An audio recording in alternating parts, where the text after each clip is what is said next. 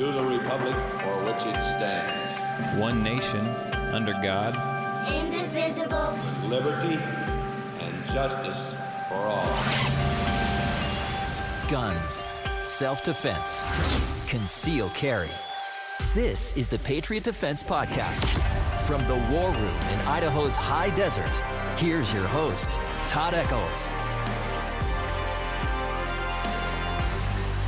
And I am back once again. It is actually Thursday morning, early Thursday morning, and I am tucked away in the war room somewhere in the high desert of southern Idaho. And I am back with nothing but good news. I have got multiple stories today of actually three. We'll say three. I got three stories to report to you today of people that all want what? They all want your firearms. They want to do away with the Second Amendment. I am just the bringer of good news. I deliver joy to one and all. But that is what we face in this country right now when it comes to, well, that's what we faced in this country for a long time when it comes to the Second Amendment. And I feel like I just keep repeating myself over and over and over again, but I want to point these out because as much as I'm on social media, as much as I have a radio show I do and everything, I honestly, a lot of these, I kind of have to go and look for. And it's not that they remain hidden, it's just that they don't always make mainstream news, and so I don't see them, so I just assume that maybe there's a lot of other people that don't see them as well. But I have to sit back and think that I also don't actually watch TV. I get all my stuff off of social media, all my stuff, delivered to my phone via app. And so if it doesn't make the cut, it doesn't show up there, then I don't see it. So I'm going to assume that no one else has seen this as well. That's why we're going to talk about them today. And then I got some other stuff to talk about as well, stuff that I've noticed being a firearms instructor. And so around here, let's just talk about around here. Around here, we've been, we've been pretty busy. We've had lots of classes. The women's group and the men's group met last night. We taught them all the draw. We taught them how to do the 6-step draw, along with what I call the dynamic draw when you're adding movement to that. So that was really fun. Those guys picked up on it. Fantastic. And what a great group of guys. It's kind of a small group. I think got 6 or 7 people in the class, but it's perfect. It's perfect for them. Because they get a lot of one-on-one and they learn a lot going into it. And I tell you what, if you have a firearm and you depend on that thing for self-defense, go out and learn how to use it. Like there's one gentleman in the class, he's like, "Man, Todd, I've been shooting for years."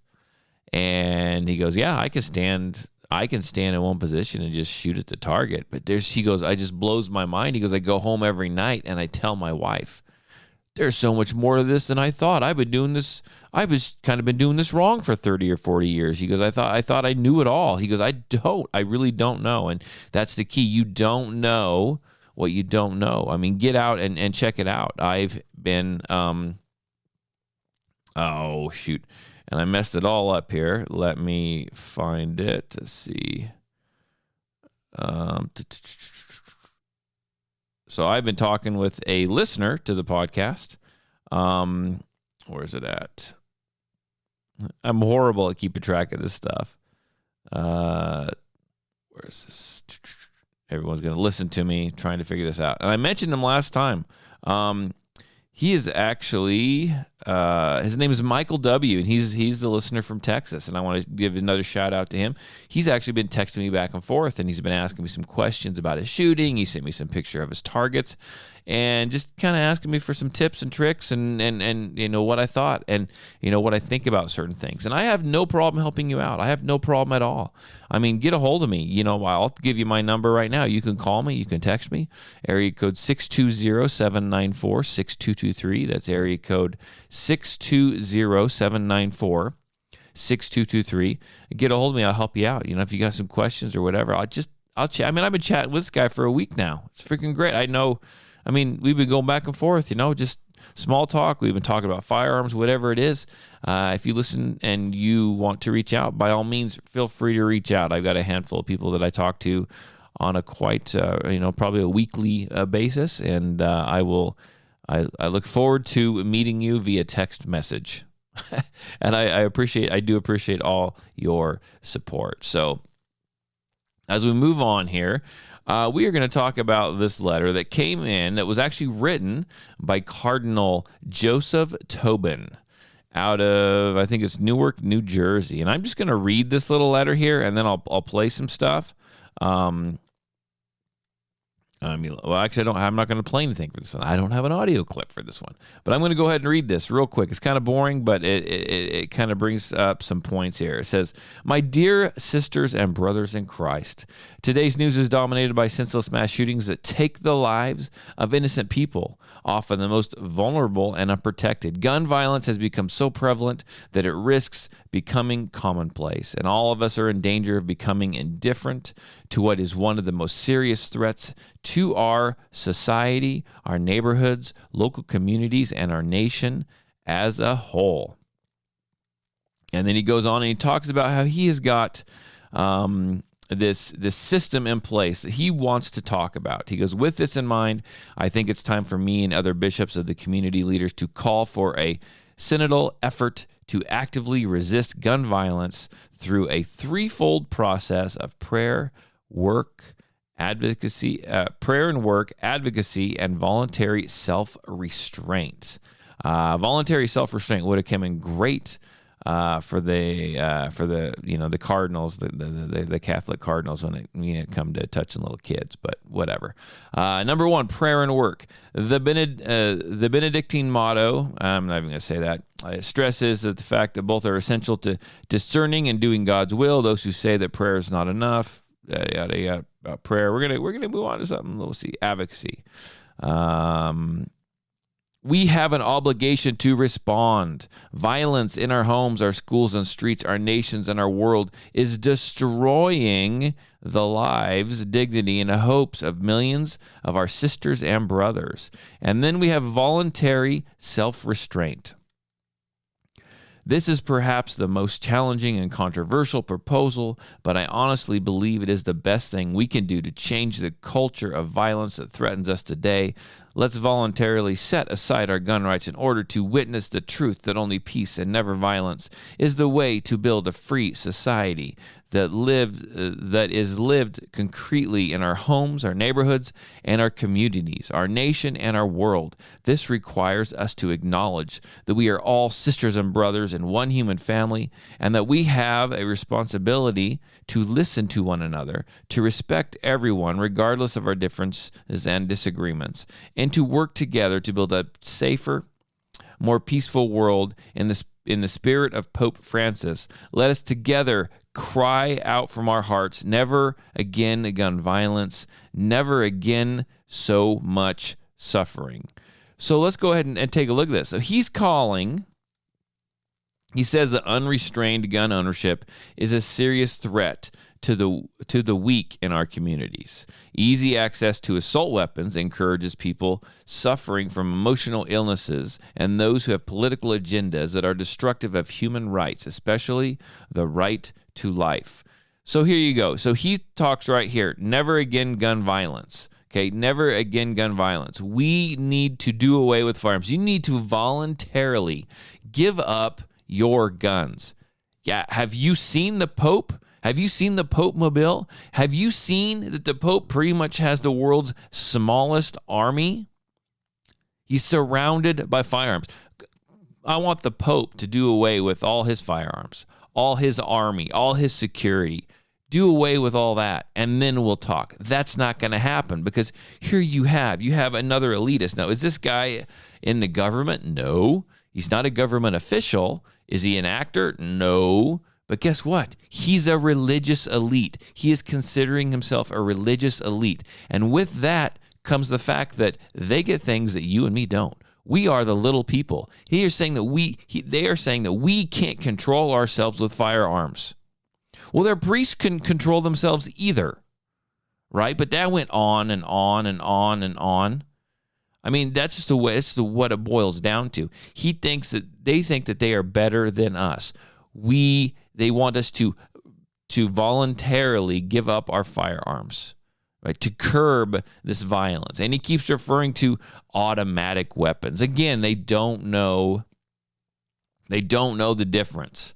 or they know, but they keep it like that. Automatic weapons. So you think that every semi-automatic handgun, every actually AR-15, you're considering those automatic weapons. This is just absolutely stupidity, right? It's what it is.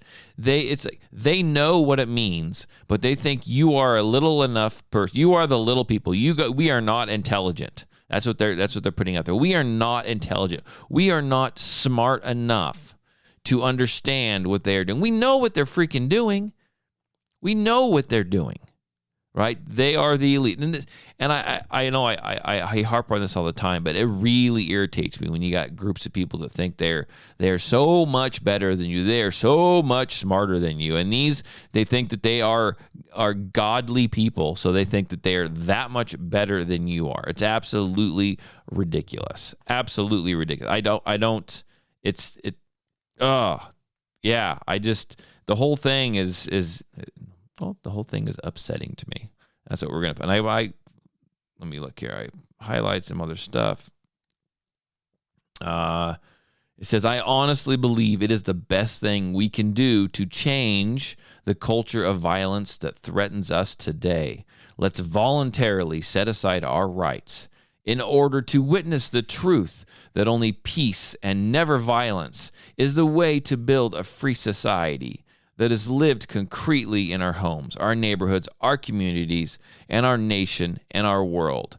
Again, voluntarily set aside with it. They misspoke. They should say they want you to voluntarily set aside your rights, because they're not giving up their firearms. They are not giving up their firearms. They will have them. Their security will have them. Their army that surrounds the Pope. I mean, the dude goes out in a bulletproof Pope mobile, right? I mean, that's not going away anytime soon. Guaranteed that's not going away. I don't know, it's just appalling what they come out with, and they think that we're just going to eat it up, that we're just going to fall in lockstep. And it's the truth is that some of them will fall in lockstep. Some people will fall in with that. Oh, the cardinal said that. Oh, the Pope said that. Someone of high so-called religious authority said this, so that must be the way. These were the people that were touching little kids not too long ago. So I know how everyone feels about that. I know how that people still feel about that with everything that's going on right now. So just keep that in mind. Okay, another one we got going on here is John Fetterman. John Fetterman's aide, he got a little lonely one night, and he was messing around on Tinder. And somehow this gentleman by the name of Luke, I don't know how you say it, Luke Borwigan, which is Fetterman's aide, he got a Tinder date. And, he was trying to impress his Tinder date. And it goes a little something like this. It's 100% for gun control. All Like the time. red flag laws? Oh, yeah. Hell yeah. Flags, banning on automatic rifles, like all that. I love that. He owns like a lot of guns. Does he own the guns that he's trying to ban? No. Not like automatic, like shotgun. Like I'm sure. Yeah. So what exactly will he try to ban? Assault weapons ban. Like he'd be okay with like overturning the Second Amendment probably. Like I think he'd much rather prefer like nobody have guns at all. So he would be for like completely just removing the Second Amendment thing. Right? Oh God, no.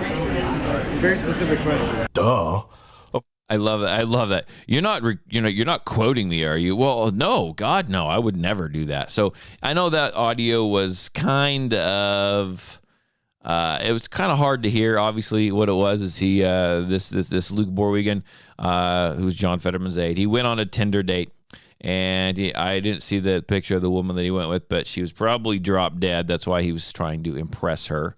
And she started asking, it was obviously a setup. She started asking some questions, and this guy just spilled the truth, right? He spilled the truth that John Fetterman wants to, or supports, totally overturning the Second Amendment. I mean, that's something that he is not against. And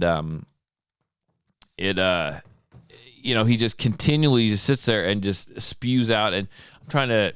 It was really hard to hear, but he's like, yeah, I know. He goes, he'd be totally happy doing away with the Second Amendment. I mean, he's got a lot of guns, but he would like to get away with it. She's like, well, what does he want to get away with? And he's like, well, like automatic weapons and stuff. Oh, is those the kind of guns he owns? And no. He owns probably just like shotguns and stuff. Well, he just said he owned lots and lots of firearms. He probably owns shotguns and stuff like that, right? And he just goes on that he supports red flag laws. He supports gun confiscations. So obviously, it's a no figure. Go figure. It's just like it is all the time. You have these Congress people. You have these people in government that come out and we support this. We support this. We support this. But in the background, right, they don't support it. They want to get in and they want to do whatever it is they want to do. It's I've talked about it before, but I don't like. I mean, I go out and vote and whatnot, but I really hate voting. Voting is hard for me because I'm so sick of getting lied to just all the time, every time, all the time. They say what they want to get elected, and then they totally flip-flop. They totally change, right? That's what they do. And it's fascinating to me to watch this happen, but it makes it really hard to vote because who do you vote for? People talk about, I don't want to waste my vote. I don't want to waste my vote. Well, I vote for someone who says one thing and then they turn it on me and they don't do anything that they say they're going to do. And that's what happens all the time. So not that anyone voted for John Fetterman thinking he was going to support the Second Amendment, but I don't know. It's just interesting that this stuff kind of comes out.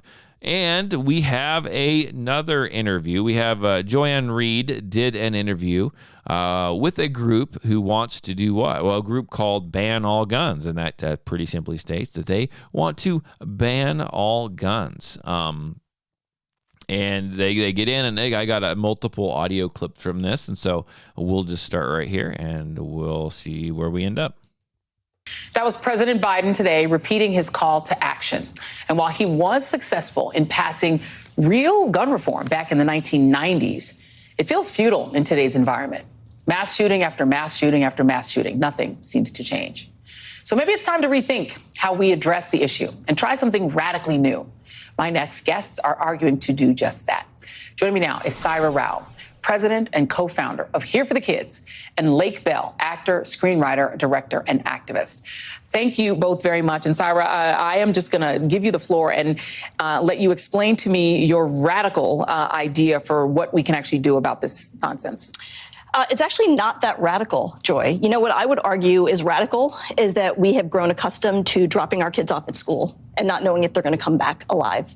Going to the grocery store and not knowing if we're going to get assassinated. Going to the mall and getting murdered. That's radical. What we are proposing is banning guns and buying them back. That's sensible. So they want to what? They want to buy these guns. Buy these guns. You can't buy. They want you to. They want you to turn in your guns because they want to offer you some money for them. Pennies on the dollar, I'm sure. And here's the thing. They want to get those guns off the streets. They want to buy them back. They want to ban it. They want to overturn the Second Amendment. We'll hear about that here later on. But here's the thing. That's only going to affect good law-abiding citizens because the criminals, they're not turning in their guns. The criminals are not turning in their firearms. So that leaves what? A defenseless public, a defenseless populace. That's just the way that goes. Guns are the number one killer of kids in America. Sit with that. Sit with that. Guns are the number one killer of children in America. And folks are saying it's radical to ban guns. No, it's actually radical that we've decided to live with this. Uvalde? My goodness, what has happened since Uvalde? Mass shooting after mass shooting after mass shooting. Enough. Bulletproof backpacks? That's radical. What's sensible? Ban guns and buy them back. And that's what Here for the Kids is doing. It's funny that she actually brings up bulletproof backpacks. And that she thinks that's crazy, right? Bulletproof those could protect kids, and those were actually voted down in a lot of states that were democratically held, right? And so you look at that, and she brings up Uvalde, right? Uvalde was a sad situation. It really was. But let's look at it. You know, they always want to focus on the firearm, the gun. Guns can be used for two things.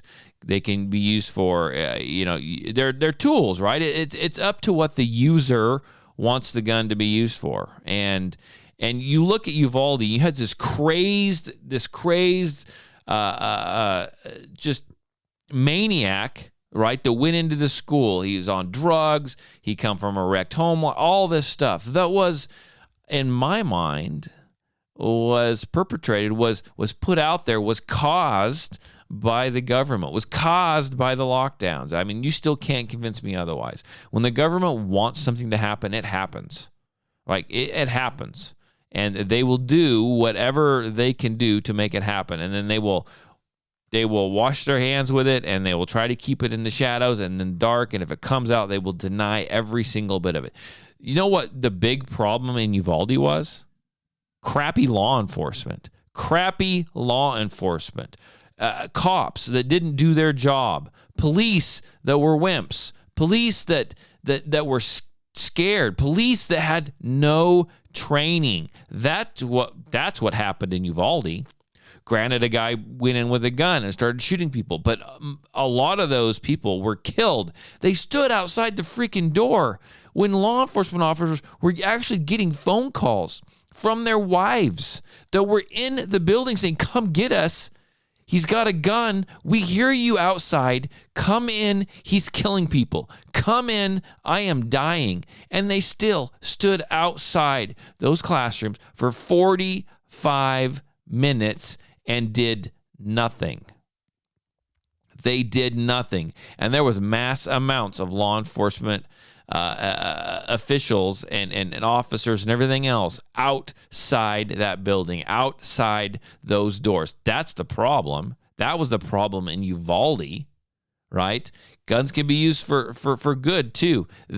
But the people going in, the people that have the firearms for good, need to be willing to act.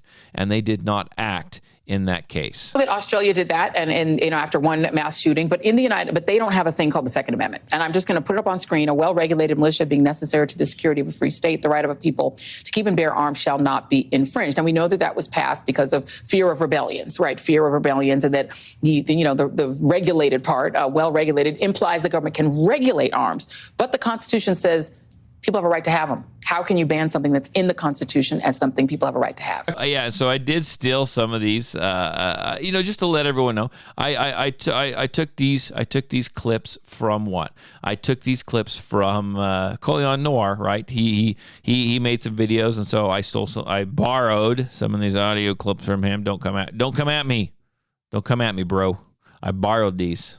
And I'm giving credit is where credit due. If you want to see the full video, obviously go to YouTube, look up Colion Noir's channel, and you can watch this in full. He put a lot of really, really, really good work into it. And here they go, right? They want to come after what?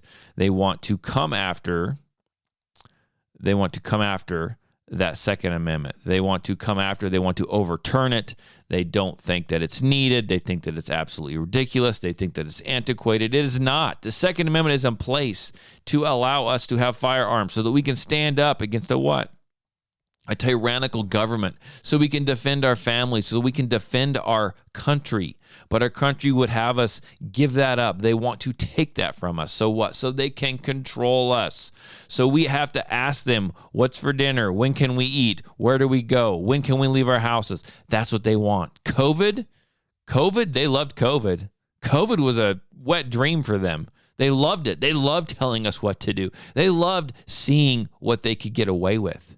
The only problem with that was they didn't have our firearms. And in fact, COVID increased our firearms. It increased the amount of firearms we had because people were scared. People were determined not to be controlled. They didn't know what was coming. They didn't know what was next. This was probably one of the most extreme things that we'd ever gone through as far as the government being in control of us. So people went out and bought ammo. People went out and bought firearms. Right?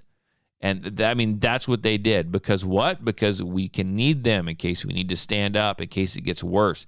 And that's why we haven't been pushed as far as, they mentioned Australia, as pushed as far as Australia, pushed as far as Canada, right? Because we have firearms. We must never give up our Second Amendment rights. Never.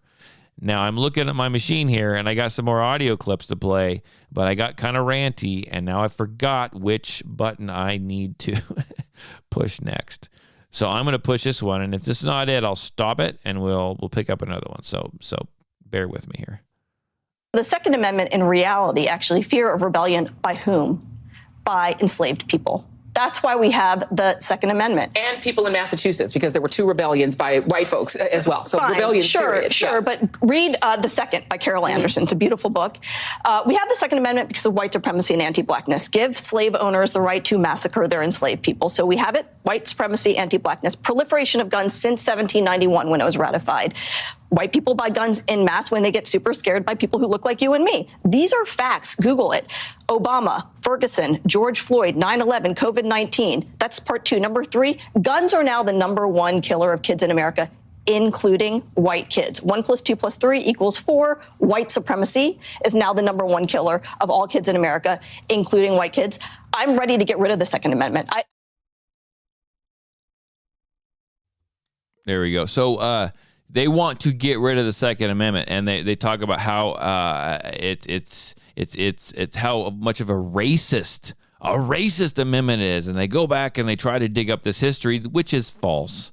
Well, what they need to know right now is there's record number of black people buying firearms, record number of African Americans purchasing firearms because they were in those places where there was no law enforcement. Law enforcement was asked to stand down. They watched their communities burn. They watched the riots. They needed to figure out how to protect themselves. And there's record numbers of black gun ownership right now in this country.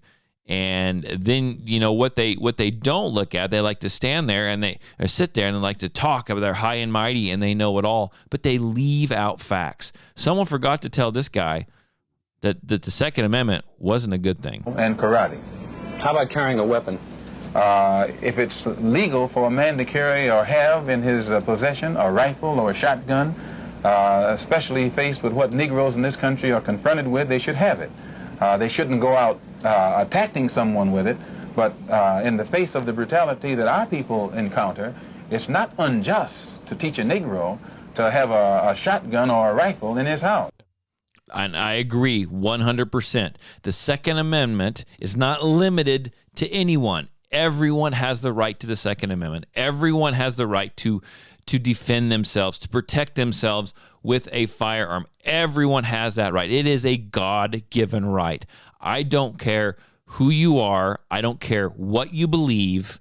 You have the right to defend yourself. You have a right to the Second Amendment. I don't care what you believe. I don't care what your religious, standards are. I don't care who you choose to marry, who you choose to love, who you are. It does not matter to me. That is a God-given right. That is a right that is yours, and that is that's why they want to take it from you, so they can control you, so they can use us as pawns.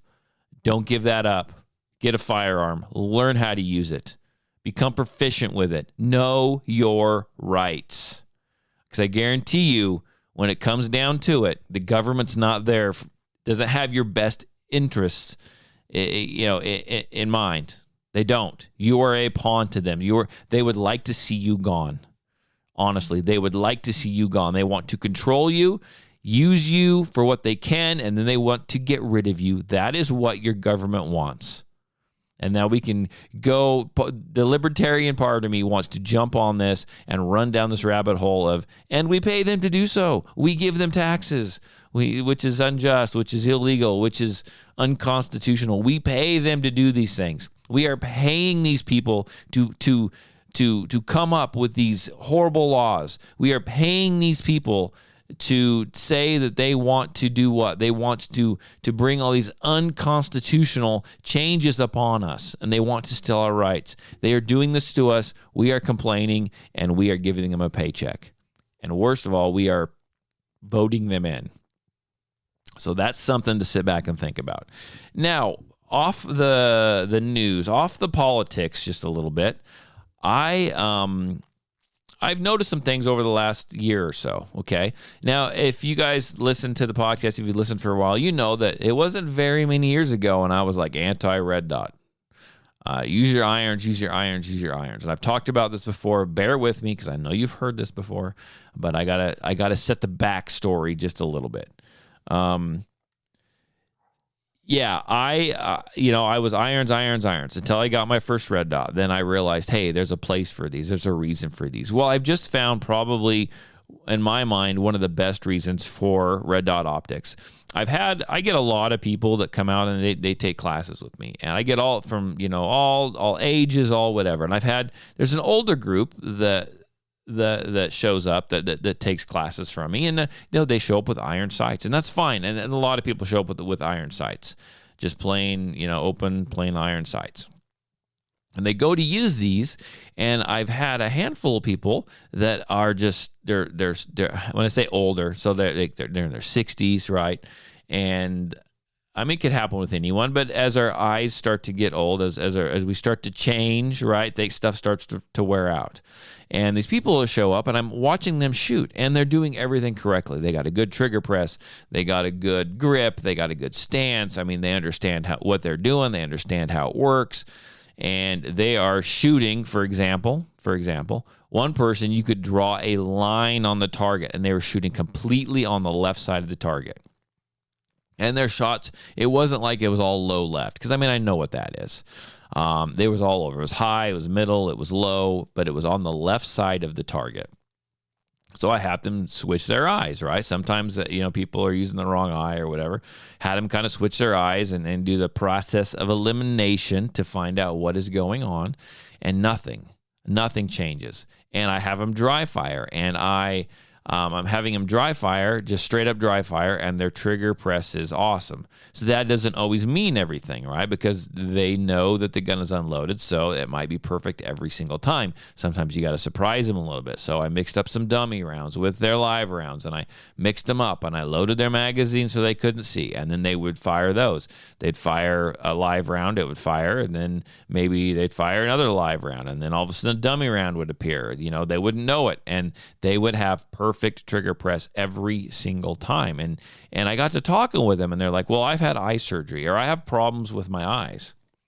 And some of these are like, I have eye surgery, and I've got one eye. One guy said he had surgery. He's got one eye that he's nearsighted in one eye and farsighted in the other. And sorry for here I'm doing a podcast here, and my wife has got to go to work, and my 9-year-old's still in the house, and she's like, where are you? And so I had to respond to her. So she knows that she can leave. She thinks I ran away. So they got one eye's farsighted, one eye's nearsighted, and they have a hard time. They can either focus on the sights, and then they can't see the target, or they focus on the target and they can't see the sights. And so it's just a real struggle. And I have them try to shoot with both eyes open, and you know how that is, right? If you're not used to it, you get 2 or 3 or multiple pictures you're trying to make into one, and that takes a little bit of training. I'm not sure if that would work for them if they worked on it. I'm not sure if that would work for them in the long run anyhow, just the way that their eyes are set up. So I was talking to a gentleman, and actually it was a woman. I was talking to a woman, and she was telling me all this, and I was kind of helping her out. And I was like, hang on just a minute. I want you to try something. So I went in, I grabbed my HK with my red dot on it, and I brought it out to her. I said, I want you to shoot this. And I explained to her how it's, you look at the target, and then you're just looking at the target, keeping both eyes open, and you're going to place this red dot in between you and the target. So you're just placing this over the top of the target, and you keep both eyes open, and instead of focusing your eyes on the rear sight lined up with the front sight, and then again trying to line everything up with the bullseye, you're just placing this red dot over. And it was absolutely amazing. The next 6 rounds, She stacked in the bullseye. I mean, bam, bam. You couldn't have been more better. She stacked all six shots in the bullseye. And I told you everything that she was doing was perfect. Trigger press was perfect. Everything that was perfect before, but she was frustrated because she could not see what was going on. She could not hit the bullseye, and she did not know why. Red dot saved the day. Honestly, the red dot saved the day. And I think that the red dot is becoming a good, and it's not that this is brand new news, but it's something that I'm noticing here. That's why I'm talking about it. It's helping people that have eye problems. People with old eyes, right? Because our body, we wear out. Things wear out over time. And it's really helping a lot of people, and people are just like, whoa, this is amazing. So that happened, and then the next couple weeks later, I ran into the same issue with another gentleman, and he was getting frustrated, and I handed him my red dot, and if he wasn't just like King Marksmanship Championship once I handed him that red dot. But and I started talking to him about his eyes, and it's the same thing. He's got the same thing going on. And I look at these firearms, not all, but a lot of firearms now are coming cut for a red dot. Some of them are coming with their own red dots, which if a firearm comes with a red dot, kind of look at it and use it for a little while and then plan on buying a newer one. Some of the ones that are actually coming on the firearms already are not quality. They're just not good. But this is the wave of the future, and it has been for a little while, and I'm just slow to jump on this freaking train, but they are saving some of my shooters. They really are saving a lot of frustration on a lot of my shooters. And I still I still encourage people to learn how to use the iron sights. You have to. But man, if you have an eye issue, because some of these people are like, oh, I'm just too old to shoot. I just can't shoot. In fact, I got a call from a gentleman who's going to take my upcoming permit class on the 24th of this month. And he's like, man, Todd, he goes, I'm in my 70s. And I just calling you for suggestions. He goes, people go out and they'll practice before they come to my permit class. It makes them feel better, right? He goes, I can't hit nothing. He goes, I can't hit anything. And I think I'm doing everything right. And I started talking to him about the condition of his vision. And he is telling me the same thing that these other folks have said. And so when he comes out, I'm running an unofficial test, right? A trial. When he comes out, I'm going to let him shoot my red dot. I want to see how that ends up for him, because I think that it's going to help him. I really think he's going to be super accurate with it as long as he's doing everything else correctly. Because this is saving a lot of people. I mean, it really is, and that's another shout out to a good red dot optic. Honestly, it's helping a lot of people. So there you go. There is the show for today. I have to get inside, and I got to make my kiddo some breakfast. Actually, he's 9. He can make eggs. I'm going to go in and have my 9-year-old make me breakfast. That's what I'm going to go do. But I appreciate everyone listening. I appreciate all the subscribers. If you want to share this on social media, that'd be absolutely fantastic. I would appreciate that very much. It just helps the show grow. I'm sorry I'm a little off schedule. I'm still getting them out about weekly. They're just not when they used to be. So I don't know if that's going to get fixed anytime this summer, but I'm still going to try to get one out every single week as we move forward. But hey, if you're bored during the day and you want to chat, man, I'm just here doing firearms instructor things. And if I'm in a class, I won't respond. But my number, you can call it, you can text it. I prefer texting. It's going to be area code 620-794-6223. It's area code 620-794-6223. Shoot me a text. Tell me who you are, where you're from. Tell me your background. Maybe you just got into firearms. Maybe you've been shooting for a while. Let me know. I'd love to hear from you. Say hi. Ask a question. Whatever. Ask me what I ate for breakfast. I'll tell you. I'm a pretty easy guy to talk to. I'm a pretty social guy. So, well, I am social. I don't leave my house that much, but if you text me, I'll certainly respond. So everyone have a great week. Thank you for listening to the show. I really do appreciate it. I'll get another one up here real quick. I'll talk to you guys later. Bye.